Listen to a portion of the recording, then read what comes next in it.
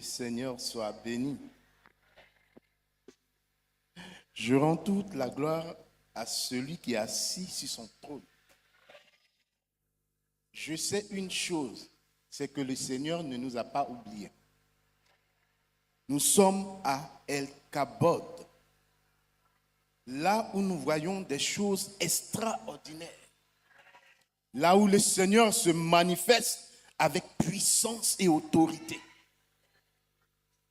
Ce matin, je veux que l'Esprit de Dieu prenne la place. Éternel, je te bénis, toi qui fais toutes choses selon ta parole.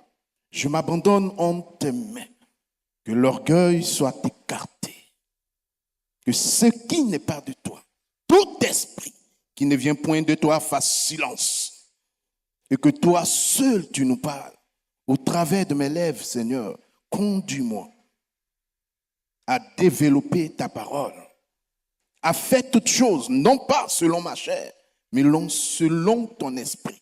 Sois glorifié, Éternel, au nom de Jésus. Amen. Sans plus tarder, nous allons prendre nos livres, notre Bible. Dans le livre nous allons faire 2 lectures. Et je vais demander à ma charmante épouse de bien vouloir se tenir debout. La première lecture sera faite dans 1 Samuel chapitre 17, à partir du verset 1 jusqu'au verset 9. Je lis la parole de Dieu. Les Philistins réunirent leurs armées pour faire la guerre, et ils se rassemblèrent à Soko, qui appartient à Juda. Ils campèrent entre Soko et Azekah à Éphès d'Amen. Saül et les hommes d'Israël se rassemblèrent aussi.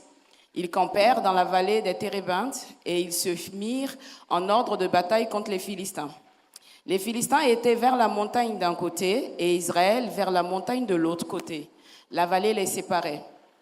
Un homme sortit alors du camp des Philistins et s'avança entre les 2 armées. Il se nommait Goliath. Il était de Gad et il avait une taille de 6 coudées et 1 empan. Sur sa tête était un casque d'airain et il portait une cuirasse d'écaille du poids de 5000 sicles d'airain. Il avait aux jambes une armure d'airain et un javelot d'airain entre les épaules. Le bois et sa lance étaient comme une souple et tisserand, et la lance pesait 600 sicles de fer. Celui qui portait son bouclier marchait devant lui. Le Philistin s'arrêta et s'adressa aux troupes d'Israël rangées en bataille. Et il leur cria, « Pourquoi sortez-vous pour vous ranger en bataille? Ne suis-je pas le Philistin et n'êtes-vous pas les esclaves de Saül? Choisissez un homme qui descend contre moi. S'il peut me battre et qu'il me tue, nous vous serons assujettis. Mais si je l'emporte sur lui et que je le tue, vous nous serez assujettis et vous nous servirez. » Deuxième lecture. 1 Samuel chapitre 17 à partir du verset 45 à 51. David dit aux Philistins, « Tu marches contre moi avec l'épée, la lance et le javelot, et moi je marche contre toi au nom de l'Éternel des armées, du Dieu de l'armée d'Israël que tu as insulté. Aujourd'hui, l'Éternel te livrera entre mes mains, je t'abattrai, je te couperai la tête. Aujourd'hui, je te donnerai les cadavres du camp des Philistins, aux oiseaux du ciel et aux animaux de la terre. Et toute la terre saura qu'Israël a un Dieu. Et toute cette multitude saura que ce n'est ni par l'épée, ni par la lance que l'Éternel sauve, car la victoire appartient à l'Éternel et il vous livre entre nos mains. » Aussitôt que le Philistin se met en mouvement pour marcher au devant de David, David courut sur le champ de bataille à la rencontre du Philistin. Et il mit la main dans sa gibecière. Il prit une pierre et la lança avec sa fronte. Il frappa le Philistin au front. Et la pierre s'enfonça dans le front du Philistin qui tomba le visage contre la terre.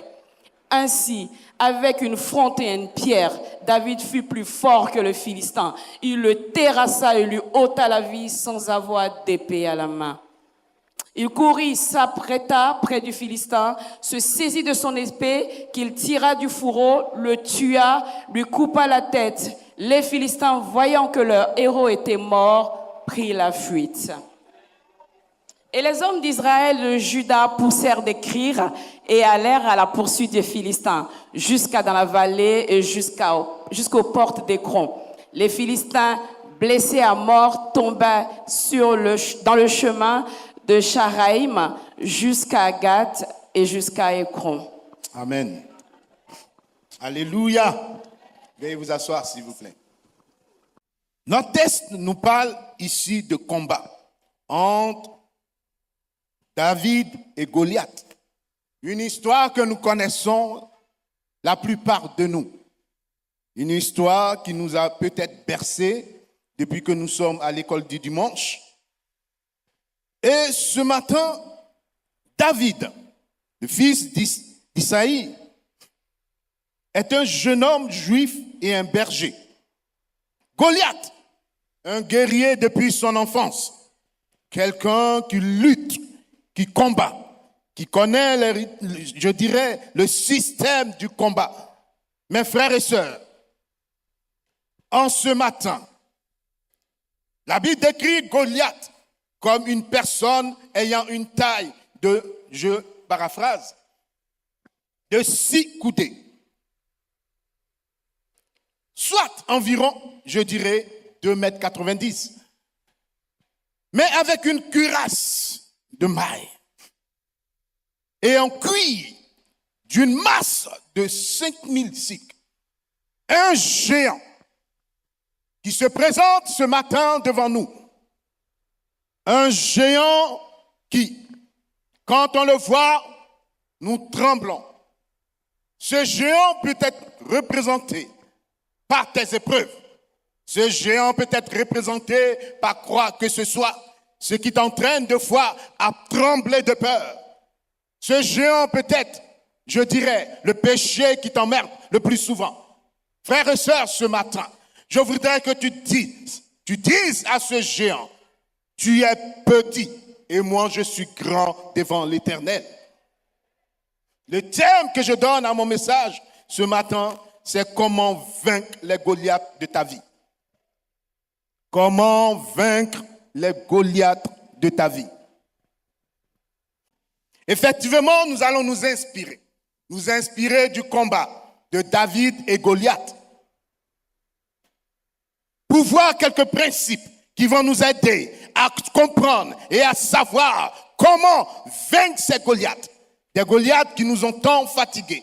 Des Goliaths qui nous ont tant retardés. Des Goliaths qui nous ont mis dans notre retranchement. Des Goliaths qui nous ont poussés à nous éloigner de celui qui est le Tout-Puissant, de celui qui est le Roi des Rois, de celui qui est le Dieu suprême, de celui qui est l'Alpha et l'Oméga, de celui qui est le premier et le dernier, de celui qui t'a relevé. Quand tu étais dans le creux de la boue, il t'a surélevé afin de te faire asseoir à la table du roi. Frères et sœurs, ce matin, je crois que Dieu voudrait que nous soyons victorieux. Je voudrais que nous soyons des vainqueurs. Nous devons chercher à comprendre et aussi à nous poser la question de savoir qu'est-ce que c'est que vaincre quelqu'un, une telle personne, une tierce personne. Afin de nous poser aussi la question de savoir, identifier les géants de nos vies. Ensuite, nous allons voir aussi quelques principes pour combattre nos Goliaths. Frères, certes, ça peut paraître difficile, mais cela n'est pas impossible. Alléluia. Est-ce que cela est-il impossible? Cela n'est pas impossible. Effectivement, le verbe vaincre a pour désignation emporter, parvenir à dominer une force ou un temps ou encore surmonter un obstacle. Longtemps, l'obstacle t'a surmonté. Longtemps, l'ennemi a été vainqueur sur ta vie. Mais ce matin, on dit, je suis victorieux sur l'ennemi. J'ai pas compris. J'ai pas entendu. Alléluia. Identifier les géants de notre vie. Frères et sœurs, est-ce qu'il y a des fois dans nos vies un péché qui nous empêche d'être vainqueurs? Toutefois, ce péché peut être le mensonge. Toutefois, ce péché peut être l'adultère. Toutefois, ce péché peut être le vol. Toutefois, ce péché peut être la critique. Toutefois, ce péché peut être la pornographie. Toutefois, ce péché peut être la masturbation. Toutefois, ce péché peut être la méchanceté. Toutefois, frères et sœurs, ce péché peut être, je vous dirais, la convoitise du monde ou la convoitise des biens de ton prochain. Frères et sœurs, ces genres de choses nous empêchent d'être des vainqueurs. Mais, est-ce que la maladie aussi est-elle identifiée comme un géant de ta vie? Oui, la maladie peut être identifiée comme étant un géant de nos vies. Oui, l'insécurité peut être identifiée comme étant un géant de nos vies. Oui, le célibat peut être identifié comme étant un géant dans nos vies. Oui, je dirais encore, ton foyer peut être identifié comme étant un géant de ta vie. Ton mari, ta femme peut être identifié comme étant des géants de vos vies. Oui, frères et sœurs. Oh, je le dirai encore, tes enfants peuvent être identifiés comme étant des géants de vos vies. Frères et sœurs, le Seigneur qui nous donne la force, qui nous donne la capacité, nous permet d'aller au-delà de toutes choses. Oui, Éternel, oui, frère, oui, sœur, le chômage aussi peut être identifié comme étant un géant de ta vie. Longtemps, tu cherches du travail. Longtemps, l'ennemi t'accable. Longtemps, ton voisin t'accable. Longtemps, la voisine t'accable. Longtemps, les frères et sœurs, oh, dans le secret, sont en train de se moquer de toi. Longtemps, oh, frères et sœurs, longtemps, longtemps et longtemps. Tu n'as point eu de travail.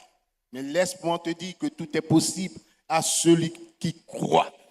Parce que ce géant ne sera plus géant devant toi. Il sera vaincu au nom de Jésus. Oui, mon frère. Oui, ma sœur. Tout est possible à celui qui croit. Est-ce que la promotion au travail peut être considérée, peut être aussi vue comme étant un géant de ta vie? Longtemps, des personnes travaillent et ils n'ont pas la reconnaissance de leur employeur. Longtemps, tu travailles. Longtemps, tu te poses des questions. Est-ce que aujourd'hui, je vais pouvoir obtenir ce que j'appelle la promotion que j'attends? Cela peut être une angoisse. Cela peut être un problème. Cela même peut te submerger. Cela peut faire de toi un appât pour l'ennemi. Frères et sœurs, cela peut apparaître dans ta vie comme étant un géant de ta vie. Mais, prenons garde, car l'ennemi rôde comme un lion rugissant, cherchant qui dévorer. Brise ses œuvres, parce que Dieu fait de toi un vainqueur ce matin. Alléluia. Mais face à ces problèmes, frères et sœurs, nous dirons que ces défis sont énormes. Face à ces situations, face à ces identités, nous dirons que ces défis ne sont pas peut-être à relever. Face aussi à Goliath. Oui, je dirais Goliath, un géant de pratiquement 2,90 m. On se serait posé la question, est-ce que je pourrais affronter un tel géant? En réalité, frères et sœurs, ne nous mentons pas. Face à un géant quelconque, j'aurais pris la fuite. Face à un géant comme Goliath, j'aurais peut-être pris la fuite. Mais Dieu est celui-là qui donne la capacité. Dieu est celui-là qui donne l'intelligence. Dieu est celui-là qui manifeste sa grandeur afin de t'équiper, afin de faire de toi un triomphateur, afin de faire de toi un vainqueur, afin que toute chose soit pour sa gloire. Alléluia. Ce matin, frères et sœurs, regardons ensemble quelques principes pour combattre les Goliaths de nos vies. Voici cette histoire de David et Goliath. Je dirais plus ce combat que nous avons lu tout à l'heure nous fait comprendre que, en première position, est déterminé. Il faut être déterminé afin de finir par éliminer celui qu'on appelle le Goliath de notre vie. Frères, comprenons que sans la détermination, nous ne pouvons ni parvenir à renverser l'ennemi. Sans la détermination, tu ne peux faire le pas en avant. Alléluia. Sans la détermination, tu ne peux aller plus loin que ça. Si tu es déterminé, alléluia, tu verras toutes choses se faire. Si tu es déterminé, tu verras toutes choses apparaître. Si tu es résolu, alléluia, je sais que la Bible nous fait comprendre une chose, à tes résolutions dépendra le succès. Amen. Es-tu résolu ce matin? Face à ton péché, es-tu résolu? Face à ton Goliath, es-tu résolu? Résolu à marcher sur les œuvres du diable. Alléluia. Face à ton mensonge, celui qui te fatigue tous les jours, es-tu résolu? As-tu cette fidèle détermination que Dieu attend de toi? Face à la masturbation, as-tu cette détermination afin de sortir de cette vie? La Bible déclare qu'à tes résolutions dépendra ton succès. Je m'adresse à toi ce matin. Crois-moi que si tu n'es pas résolu, toute chose ne peut se faire. Alléluia.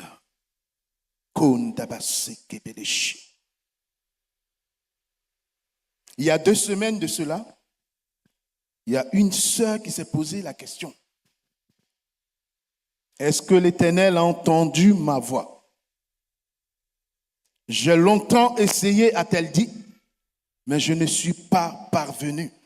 Mais ma sœur, laisse-moi te dire ce matin que l'Éternel ne t'a pas oublié. Il te demande tout simplement d'être résolu. Et le reste lui appartient. Tu as entendu cette parole. Et crois-moi, tu rendras témoignage. Parce que celui qui est assis sur son trône manifeste sa grandeur. Oui, à tes résolutions. Tant que ta résolution n'est ferme, tu ne pourras combattre l'ennemi. Tant que cette résolution de ne plus pécher, de ne plus mettre le pied dans la masturbation n'est décidée, tu ne peux pas, alléluia, vaincre l'ennemi. Nous nous croyons forts, nous nous croyons déterminés. Mais quand l'ennemi arrive, quand notre Goliath se lève, la peur nous surprend.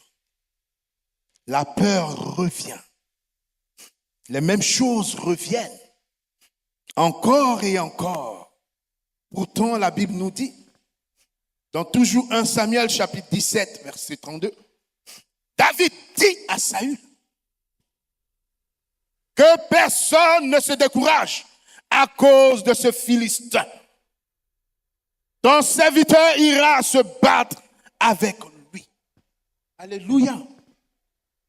Que personne, alléluia,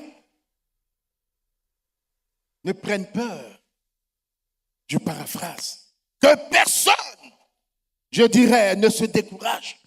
Frère, peut-être qu'à l'instant, je suis en train de parler. Tu es découragé. Ma sœur, peut-être qu'à l'instant où je suis en train de parler, le découragement a visité ton cœur.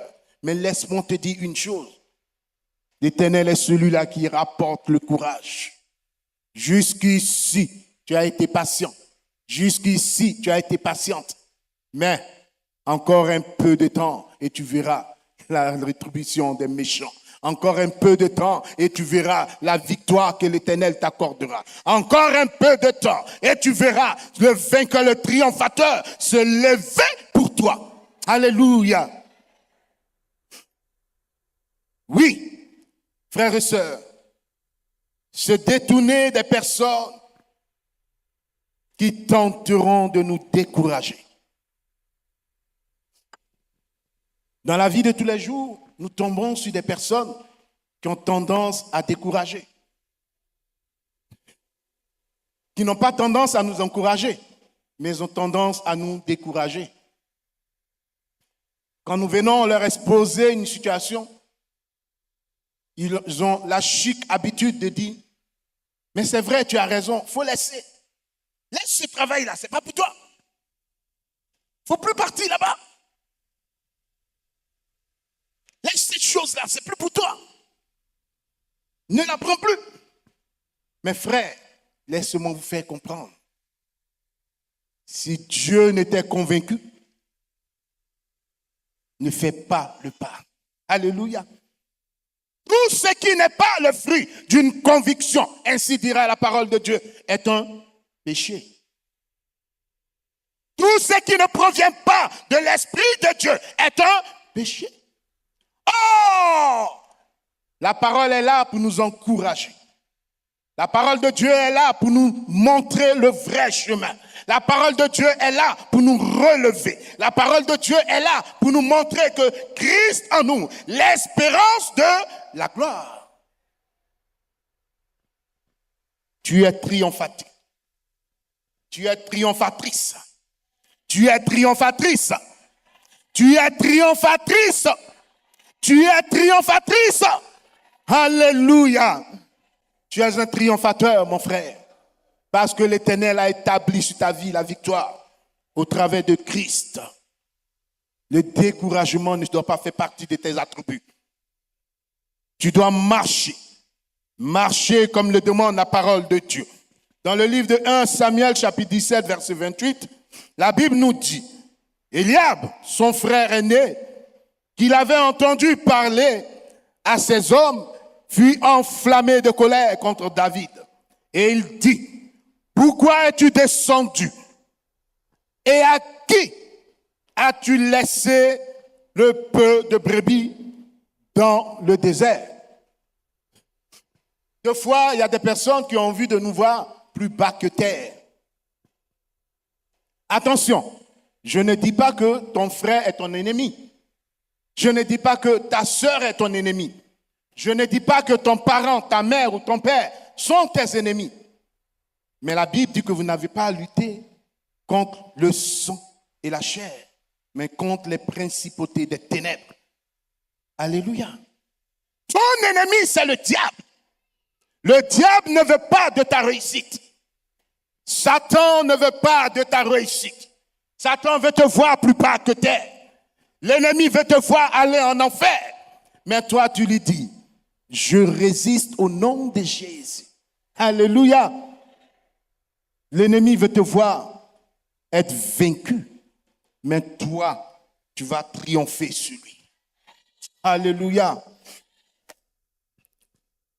Le découragement ne doit pas faire partie de tes attributs. David était en train d'être découragé par son frère. Mais l'Esprit de Dieu, qui fait toutes choses bonnes en son temps, a conduit David à marcher selon les plans de l'Éternel. C'est pour voir la bataille, dira-t-il, mais Dieu qui est fidèle fait toutes choses avec grâce et puissance. Frères, nous devons, et je dirais plus encore, nous appuyer sur cette victoire remportée avec Dieu.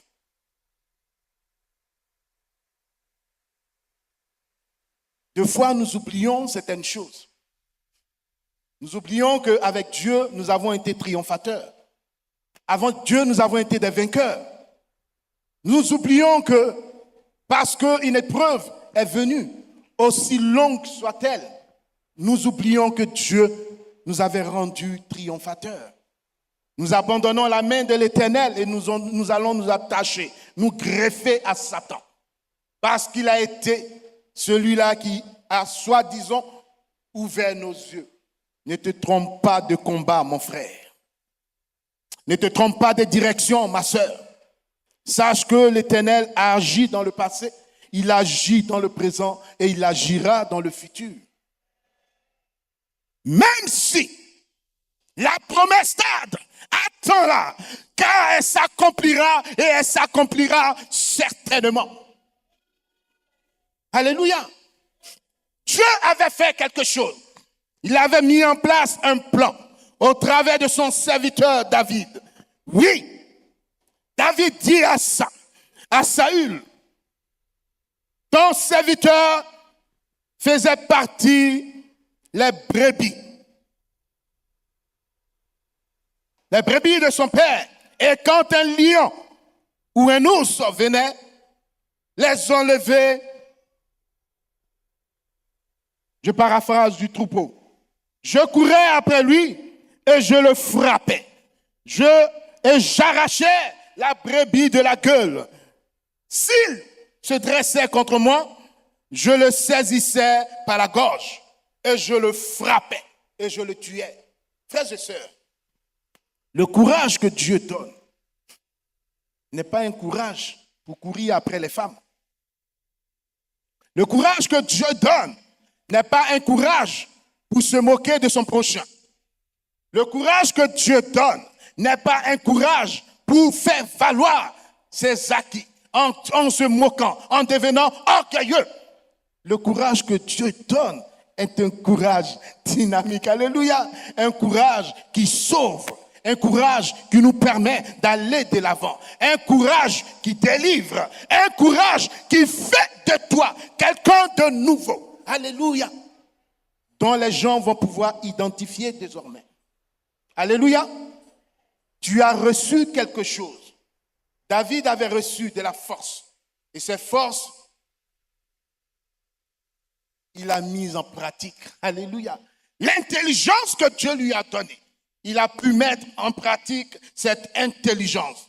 Mes frères et sœurs, ce que je sais que ce Dieu victorieux, je sais que ce Dieu dynamique, je sais que ce Dieu qui se présente pour nous, celui qui nous permet de remporter la victoire, te permettra encore en cet après-midi de remporter la victoire dans laquelle tu es. Cette victoire que tu attends sur les papiers, cette victoire que tu attends sur la maison dont tu as fait la demande, cette victoire que tu attends sur la demande, je dirais du travail. Frère, crois-tu que Dieu ne peut pas? Laisse-moi te faire comprendre que Dieu est capable. Alléluia. Ton Dieu est capable en ce matin. Et c'est lui qui pourvoit toutes choses. Alors, sois un vainqueur. L'ennemi veut te faire croire le contraire, mais Dieu triomphe toujours. Alléluia. Je vais vers ma fin. Ne prends pas la mue des autres, frère, mais prends tes propres armures. Alléluia. Effectivement, 1 Samuel chapitre 17, versets 38 à 40, nous fait comprendre, je paraphrase, que Saül a donné son armure à David afin qu'il puisse combattre. Frères et sœurs, je voudrais nous faire comprendre en ce matin,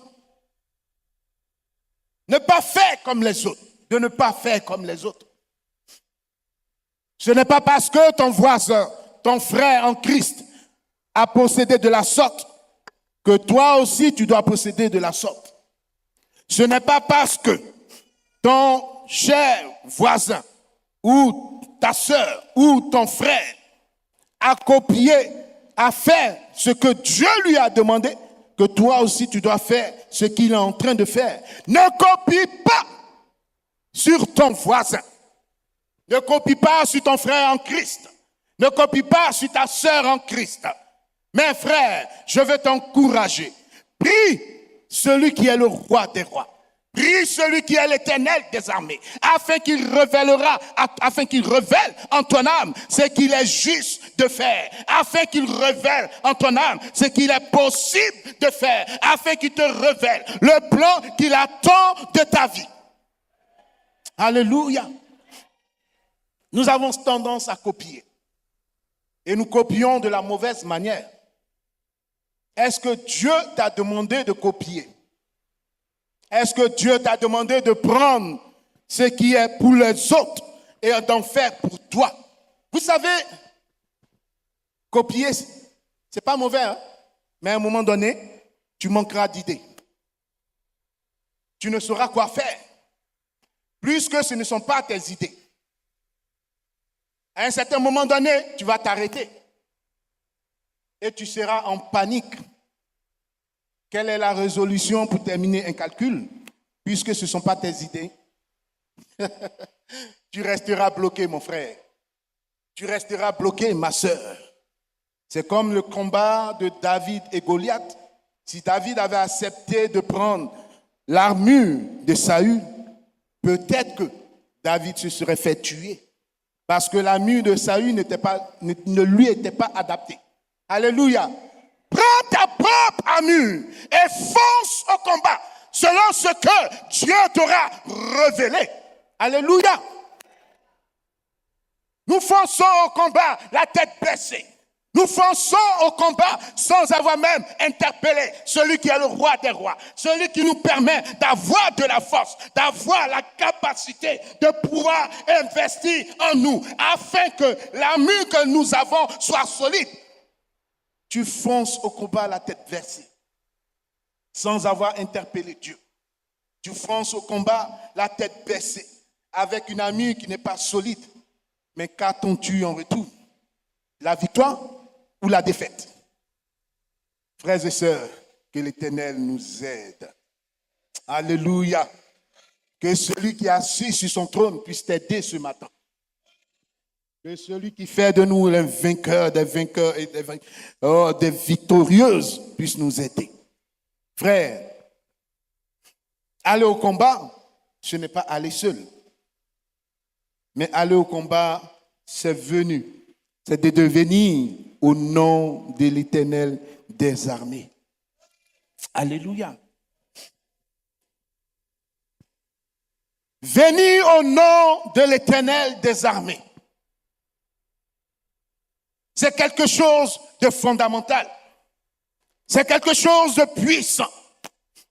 Et c'est quelque chose de logique pour un chrétien. Satan connaît la Bible mieux que nous-mêmes. L'ennemi connaît la Bible mieux que toi. Mais Dieu est plus puissant que lui. Alléluia. C'est vrai, la Bible dit que Satan est fort, mais Dieu est plus puissant que lui. Est-ce que tu viens au nom de l'Éternel dans ton combat ou viens-tu à ton propre nom? Est-ce que tu viens au nom de l'Éternel des armées ou est-ce que tu viens à ton propre nom? Frère, nous nous trompons de foi, de stratégie. Et nous rentrons dans des stratégies vaines, sans mettre le Christ à notre côté. Alléluia. Tu vas au combat sans inviter le Christ avec toi. Frère, tu fonces dans le mur. Ma soeur, tu fonces tout droit dans le mur. Va au combat avec le Christ. Alléluia. Sans Christ, tu vas directement dans le mur. Quand tout va, nous oublions le Christ. Mais quand tout va mal, nous crions après Jésus. Ne faisons pas ce genre d'erreur. David était rentré dans le combat. 1 Samuel chapitre 17 versets 45 à 47. David dit aux Philistins, tu marches contre moi avec l'épée, la lance et le javelot. Et moi, je marche contre toi au nom de l'Éternel des armées. Alléluia! Qui marche contre son Goliath au nom de l'Éternel des armées ce matin? J'entends pas. Qui marche contre Goliath, son Goliath au nom de l'Éternel des armées ce matin? Qui marche contre son Goliath au nom de l'Éternel des armées ce matin? Votre réponse ne m'a pas convaincu. Alléluia! Moi, je marche contre mon Goliath et j'ai marché contre lui au nom de l'Éternel des armées. Alléluia! Et Dieu a été triomphateur. Ce matin, aussi longtemps que durera ton épreuve, ta bataille, l'Éternel sera toujours à tes côtés.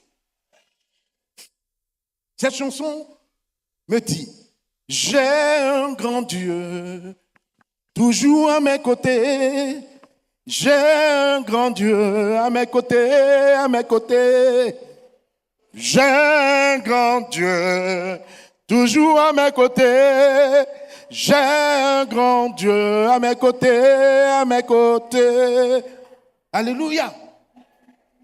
Oui, j'ai un grand Dieu, toujours à mes côtés. Celui qui triomphe est à mes. Celui qui triomphe est à tes. Je ne peux pas foncer dans le combat tant que l'Éternel des armées ne m'ait répondu. Parce que celui qui triomphe est toujours à mes. Il faut que celui qui fait de toi un triomphateur, un vainqueur, celui qui fait de toi quelqu'un qui dit au nom de l'Éternel, mon problème est résolu. Et on voit l'accomplissement de cette résolution. Soit à terre. Alléluia. Tu dis tu es malade. Mais il faut que celui qui triomphe soit à terre. Que la maladie ce matin, à l'instant où je suis en train de parler, tombe de ta vie maintenant. Au nom de Jésus. Maladie, lâche sa vie. Au nom de Jésus.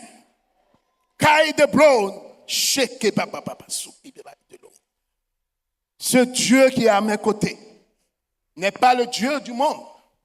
Ce Dieu qui est à mes côtés n'est pas le Dieu des Baals. Ce Dieu qui est à mes côtés est le Dieu qui triomphe. Et c'est lui qui fait toutes choses selon sa pensée. Que la gloire, que l'honneur, que la victoire soient rendues à celui qui triomphe.